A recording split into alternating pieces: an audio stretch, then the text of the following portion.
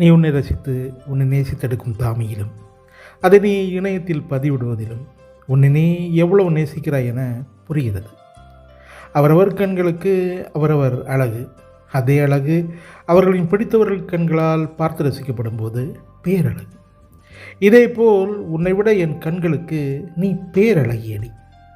உன் கண்கள் நேசிக்கும் உன் அழகை உன்னை நேசிக்கும் என் கண்கள் வழியாய் பார்க்கும்போது நீ அறிவாய் எவரும் என்னை விட உன்னை நேசித்து ரசித்து விடப் போவதில்லை என்பதை. இதை நீ புரிந்ததும் முதலில் உன் புகைப்படம் பகிரப்படுவது எனக்கு இருக்கும்.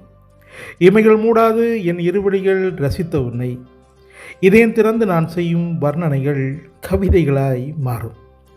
இணையம் உனக்கு இரண்டாவது பட்சமாய் ஆகும். தனித்துன்னை நீ நேசித்து ரசித்தது போதும். என்னோடு சேர்ந்து உன்னை ரசி. வா, இருவரும் சேர்ந்து பல தாமிகள் எடுப்போம். உன் நேசக நான் இன்று முதல் உன் புகைப்பட கலைஞன் நான். உன் அழகின் ஒவ்வொரு தருணத்தையும் நினைவகத்தில் சேமித்து வைக்கும் நான் விரைவில் உன்னவனாய்.